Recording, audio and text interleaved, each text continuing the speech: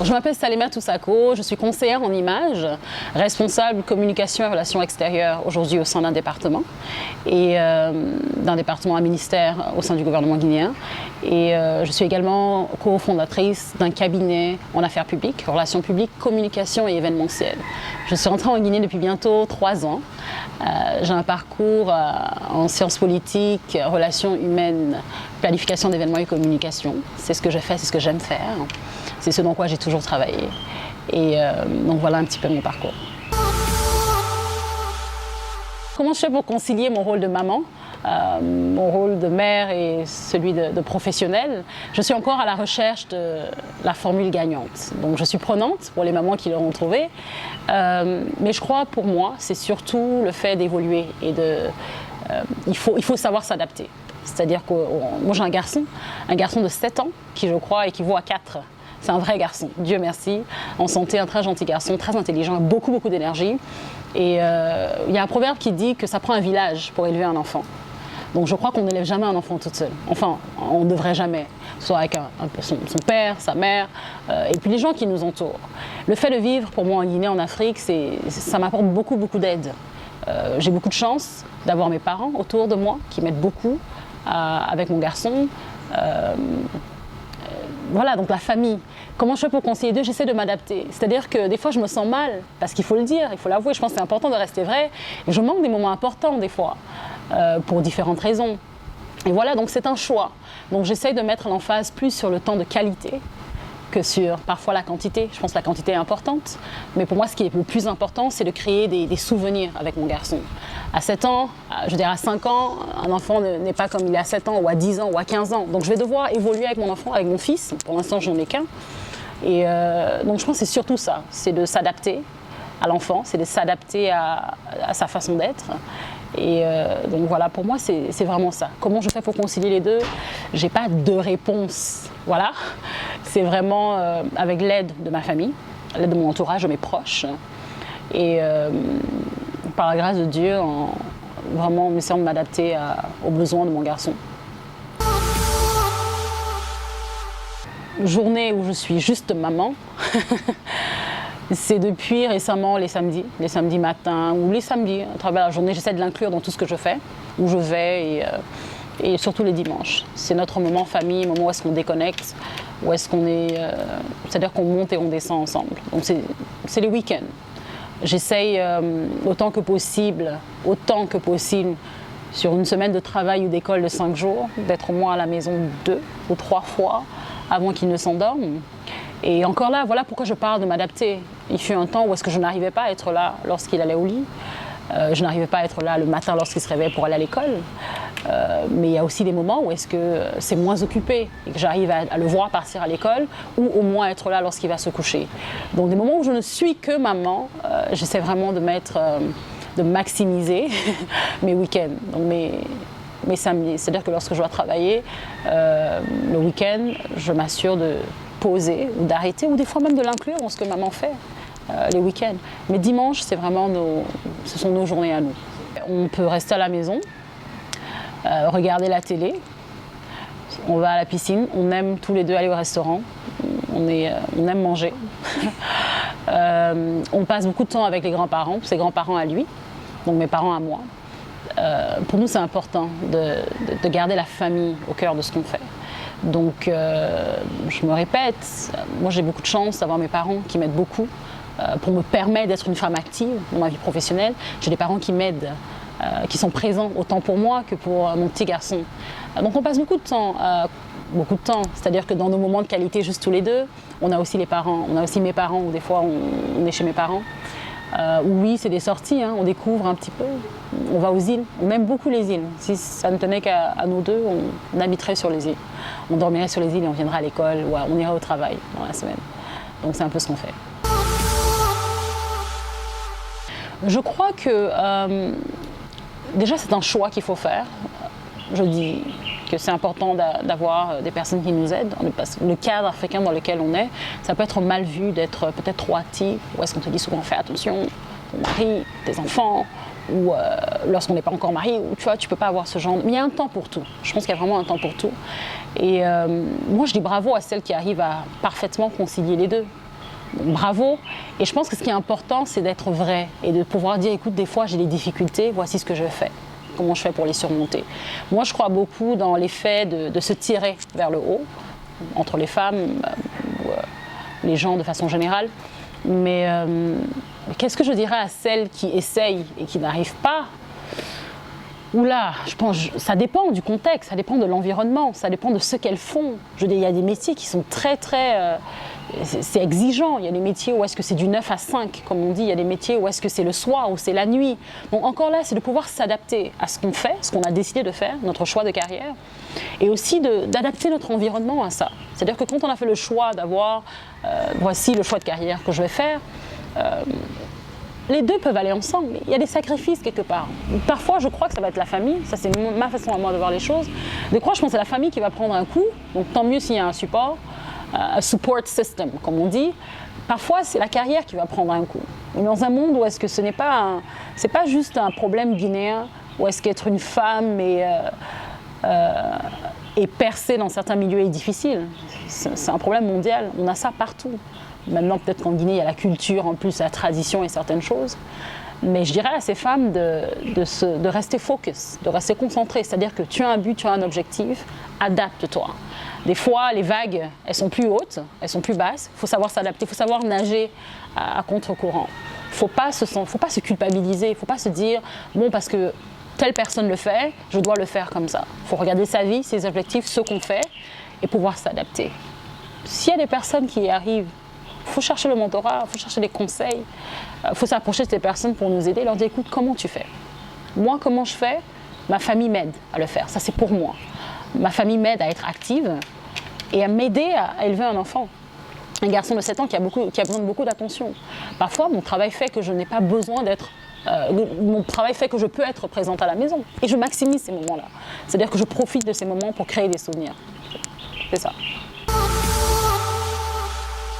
Alors moi, dans le cadre de mon travail, pour être plus précis, ça va faire bientôt 2 ans que je travaille au sein des ministères, au sein de l'administration.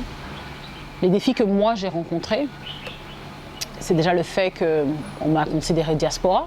Elle vient d'où pour intégrer et faire quoi? Pour qui elle se prend? C'est pas grave. Encore là, c'est des défis qu'on a un peu partout, même dans le secteur privé. Les défis que j'ai eu à surmonter, que je surmonte encore, c'est de m'assurer que je comprends mes collaborateurs avec qui je travaille, parce qu'il peut y avoir une différence non seulement au niveau de l'âge, de la génération, de la façon de voir les choses. Pour quelqu'un qui a beaucoup travaillé dans le secteur privé, qui vient de l'Occident, c'est différent. Donc il y a eu aussi un petit choc culturel, parce que les gens vous voient tout de suite et ils vous jugent.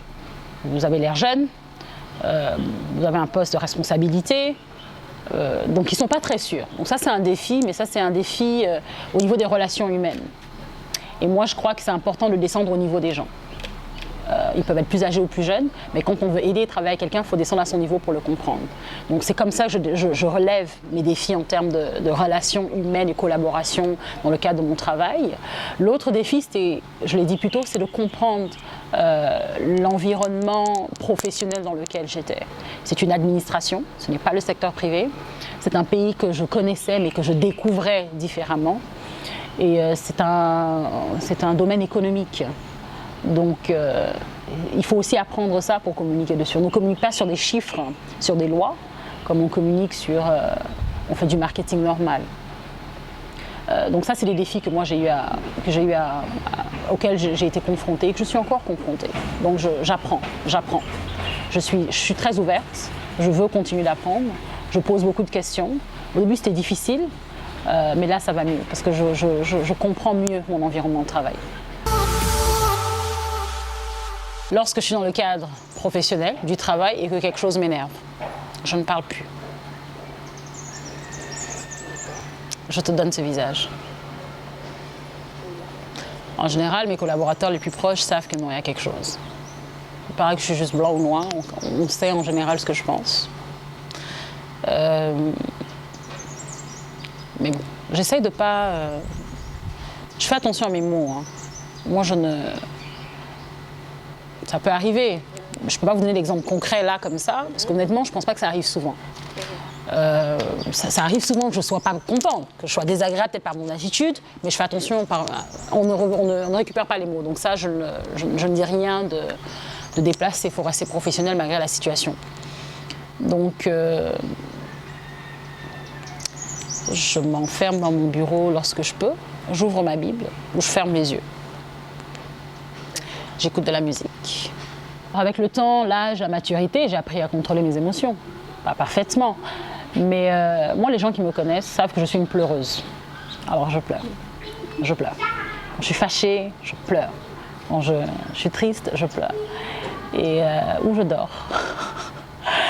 Je suis dans Mon emploi du temps ne me permet pas forcément de prendre une pause dans la journée et de me dire bon, je suis fâchée, je vais dormir. Mais j'ai appris avec le temps à me retirer, à apprendre à souffler et à me dire c'est pas grave. C'est important des fois avoir, comme on dit, un coup de barre mais l'essentiel c'est de se relever, de continuer. Quand je suis en colère, je fais attention à ne pas parler parce que je pense que c'est un fait, on ne reprend pas, on n'arrive pas à récupérer ce qu'on dit. Donc je me mords la langue et lorsque je suis triste, je me retire, la même chose, me permettre de remettre mes émotions au bon endroit pour ensuite aller mieux de l'avant. Est-ce que ce que je vis ou les problèmes dans la vie familiale peuvent affecter mon rendement? Oui, c'est possible. Mais encore là, je pense que c'est une question de maturité et comment est-ce qu'on gère les choses. Ça peut arriver autant à un homme qu'à une femme. Les gens gèrent leurs émotions différemment. Mais je prie. Moi, c'est la première chose que je fais. Ça peut être étonnant, mais oui, je prie. Et ensuite, j'applique ma foi dans tout ce que je fais. Donc, je me remets entre les mains de Dieu. Et je me dis, bon, c'est pas parce que ça va mal pour moi que ça doit affecter ce que je fais. Parce que ce que je fais affecte aussi d'autres personnes. Donc, j'essaie de faire attention à ça. Peut-être que c'est déjà arrivé, ça peut arriver. Mais j'essaie de garder ce qui est personnel, personnel, et ce qui est professionnel, professionnel. Oui, ça peut arriver qu'on soit désagréable. Envers nos collaborateurs ou au travail à cause d'une situation à la maison, ou même une situation qu'on vient de rencontrer dans la rue. Encore là, je veux insister sur le fait que ce n'est pas question d'être une femme ou un homme. On gère les choses différemment. Je veux dire, deux femmes peuvent réagir différemment à la même situation. Pour moi, j'essaye vraiment. Vous savez, il y a un principe où est-ce que lorsqu'on n'est pas bien, lorsqu'on est malheureux ou qu'on se sent misérable, on a tendance à reverser ça sur les gens. Et je me suis toujours dit, vu ce que je fais, et moi je suis passionnée de ce que je fais, c'est-à-dire que moi les relations humaines me passionnent. Ce n'est pas seulement pour moi un gagne-pain, mais je me dis dans tout ce que je fais, dans mon travail, je veux rendre la vie des gens meilleure. Et je crois que c'est pour ça que j'ai choisi la communication. Pas seulement de présenter et de conseiller les gens sur leur image, mais à travers mon travail, de faire qu'ils se sentent mieux, qu'ils comprennent mieux ce qu'ils n'arrivent pas à comprendre, qu'ils sont mieux dans leur peau, mais aussi dans leur environnement. Donc, oui, je peux, j'ai sûrement, mes collaborateurs pourront vous le dire, que lorsque Salvatore a une mauvaise journée, ne va pas bien, ça se voit sur son visage, ça se lit. Mais on apprend tous les jours. Moi j'écoute un petit peu de tout. À part, qu'est-ce que je n'écoute pas, je dirais? Peut-être le rock. Le rock and roll, j'aime pas. Le rock and roll, j'aime pas, mais j'aime beaucoup la musique cubaine. J'aime beaucoup la musique de chez nous. J'aime beaucoup l'instrumental, le balafon. Moi je peux écouter la kora, c'est mon instrument préféré. Entre la kora ou ce que je n'écoute pas, je dirais. Ce que je n'écoute pas, c'est le rock and roll. Tout le reste, j'écoute. Je suis une fan de gospel, mais j'aime beaucoup l'instrumental. Alors mon garçon est un fan de musique. Je crois que c'est familial. Nous on aime beaucoup la musique dans ma famille. On est des artistes à notre façon, mais on aime beaucoup la musique. On s'inspire de musique. Mon garçon joue de la batterie. Il aime beaucoup la batterie. Il a l'oreille musicale. C'est bizarre, on a remarqué ça très bizarre, je veux dire très tôt. C'est un garçon qui aime beaucoup la musique. Donc un samedi, monsieur n'a aucun mal, il va regarder l'heure, il va se dire bon, est-ce que je peux? Mais sans souci, hein, à 7 heures avant d'aller à l'école, il est sur sa batterie. Donc on a un vrai kit de batterie, de drum, et voilà, il est dessus, sans état d'âme quoi. Si c'est 10 minutes, c'est 10 minutes, il le fait avant de partir. sa façon de se défouler, encore là, bon, maman essaie de s'adapter. Au début, tu as envie de dire à l'enfant, non, arrête, tu fais trop de bruit. Moi, je suis impressionnée quand je vois mon garçon. Vous savez, un enfant, on voit déjà sa personnalité hein, dans son enfance. Et à 7 ans, déjà, la personnalité, elle est là, elle est visible. Je trouve que j'ai un garçon courageux, un garçon très sensible, c'est un garçon. Maman lui rappelle constamment que c'est un homme. Moi, je parle à mon fils comme si c'est... Pas comme si... Je lui parle en lui rappelant qu'il est un futur grand quelqu'un, par la grâce de Dieu. Et parce que maintenant, c'est dans l'enfance que ça commence. Donc, autant je peux être énervée, tout ce que je veux, c'est qu'il soit loin pour que j'ai mon moment de zen. Et c'est peut-être un truc que toutes les mamans pourront vous dire. Dès qu'il n'est pas là, il nous manque tout de suite, les enfants. 30 secondes, ils ne sont pas là. Et 30 secondes après, on veut qu'ils soient là, qu'ils soient autour de nous. Donc, c'est une belle aventure. C'est une confiance que la vie, que Dieu m'a faite d'être sa maman, d'être la maman d'un petit garçon. Et j'apprends tous les jours de lui. Je m'adapte. Des fois, je me dis, ah, j'ai fait ça, j'aurais peut-être pas dû, je ferais ça différemment. J'ai ma culture guinéenne avec un mélange occidental. J'essaie de trouver équilibré en inculquant des valeurs. Ma foi étant au cœur de son éducation, notre foi étant au cœur de son éducation, ensuite nos cultures guinéennes, nos cultures africaines. Ah ça, mon garçon, hein, c'est un garçon mondial, mais les bêtises, ça par jour, écoute, la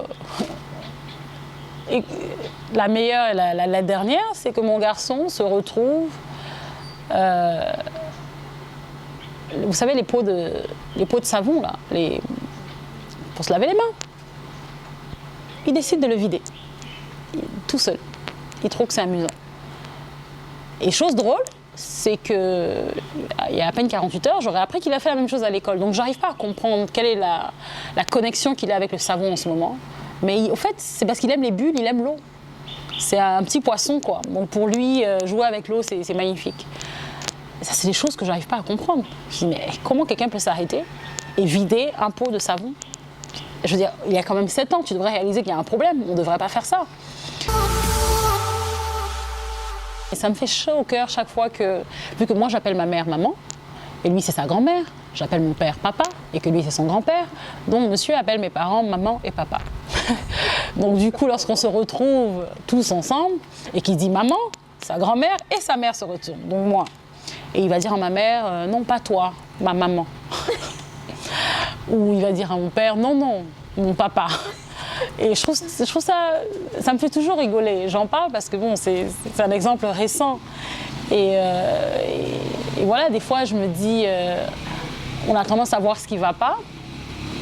Mais quand je regarde à tout ce que j'arrive à faire de bien, ou tout ce qui va, et encore une fois, je me dis, wow, je suis chanceuse d'avoir ce cadre familial-là, où est-ce que mon fils est bien entouré de personnes qu'il aime et de personnes avec qui il est à l'aise. Je réponds à cette question différemment. D'accord.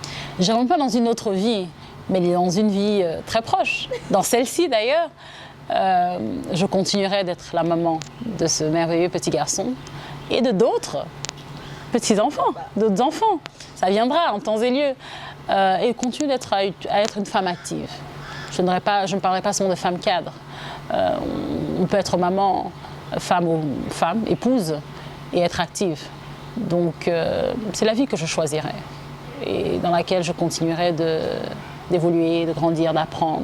C'est une belle aventure. Je pense que je dois être hyper active. Je ne sais pas si je ne peux être que un. Mais Dieu merci, j'arrive à faire les deux pour l'instant. Dans une autre vie, je ferai les mêmes choses et encore mieux. Dans cette vie, je continuerai de mieux faire. Ma plus grande fierté pour l'instant, il y a pas mal de choses, Dieu merci, c'est que d'être rentrée et d'être restée. Quand je suis rentrée, on a trouvé que c'était un choix assez fou. Ma plus grande fierté, c'est de contribuer tous les jours à améliorer la vie de quelqu'un, à améliorer la condition de quelqu'un. Il ne faut pas attendre d'avoir un titre pour faire un changement. Je pense que le titre peut venir après. Ma plus grande fierté, c'est d'être une Guinéenne qui est restée longtemps à l'extérieur, qui est revenue et qui continue de contribuer. Quand on me dit mais comment tu as fait pour rentrer en Guinée, je leur dis mais on ne rentre jamais en Guinée. On ne rentre jamais définitivement en Guinée. Dans le sens qu'aujourd'hui le monde, on est ici et ailleurs, à travers les réseaux sociaux, à travers Internet, à travers les avions, à travers les trains, les frontières sont ouvertes. Le monde est ouvert aujourd'hui, donc on est en Guinée et un peu partout. Et c'est ça aussi qui va nous aider à améliorer la Guinée, c'est de voir ce qui se fait ailleurs, qui se fait bien et mieux, et l'adapter à la Guinée. Je suis fière de contribuer à ma manière à cette exposition que la Guinée commence à avoir au niveau de l'international. Ce n'est peut-être pas visible aux yeux au-dessus de tous, mais dans le cadre de mon travail, je vois que d'une certaine façon, je contribue à cela. Et ça, c'est important. C'est important pour moi et ça, j'en suis fière. Mais je trouve que c'est un très beau projet d'avoir des femmes mentors. Moi, depuis que je suis rentrée en Guinée, malheureusement, je n'ai pas eu de mentor. J'aurais aimé avoir des femmes ou une femme. On n'a pas besoin de 450 000 mentors. Ça peut être dans le temps, par rapport à un objectif, dans un cadre bien précis. J'aurais aimé avoir des gens qui me tendent la main, qui me disent voici comment ça fonctionne, voici comment les choses doivent être. Ça a manqué, mais ce n'est pas grave. Si moi je peux l'être pour quelqu'un, ce que je souhaite le plus, c'est d'être une inspiration. Et ça, c'est une bonne chose. Ce n'est pas de l'ambition mal placée. Je souhaite inspirer quelqu'un, ça veut dire que je dois travailler sur moi-même afin d'inspirer quelqu'un. Donc oui, c'est ce que je souhaite le plus, inspirer quelqu'un, inspirer des personnes. Il y a aussi des gens, moi, qui m'inspirent, en Guinée comme ailleurs. Donc oui, c'est un très beau projet qu'il y a là, de créer ce réseau de femmes mentors. On en a besoin. On en a besoin, c'est-à-dire que pourquoi ne pas épargner à la femme plus jeune que moi la peine que moi j'ai eue en essayant d'intégrer soit l'administration, ou travaillant avec l'administration, ou dans le secteur privé, ou dans la vie familiale. C'est même un peu ça le concept de marraine dans un mariage, par exemple. On a des marraines pour nous aider, nous conseiller, nous guider dans cette vie de mariage. Ce n'est pas juste pour la fête. Ça va bien au-delà de ça. Donc ce concept-là d'avoir quelqu'un qui nous inspire, quelqu'un qui nous conseille, s'applique dans tous les secteurs, dans tous les domaines, peut s'appliquer dans tous les domaines de notre vie. Donc oui, c'est un très beau projet que j'encourage, auquel j'aimerais bien entendu participer, avec un titre de mentor ou pas. Moi, je veux inspirer quelqu'un. Et pour ça, il faut que je reste fixée sur mes objectifs et pour les atteindre. Pas seulement dire que voilà, j'y suis arrivée, bravo, je suis forte, mais aussi que je puisse partager mes peines et mes douleurs. Et dire voici ce qui a été difficile, ce n'est pas évident, si tu peux l'éviter, voilà. Voilà comment ça fonctionne. Je pense que c'est ça inspirer quelqu'un. C'est inspirer la personne, pas seulement avec nos victoires, mais aussi avec nos faiblesses et nos failles. Ce que nous, en tant que femmes, avons du mal à faire en général.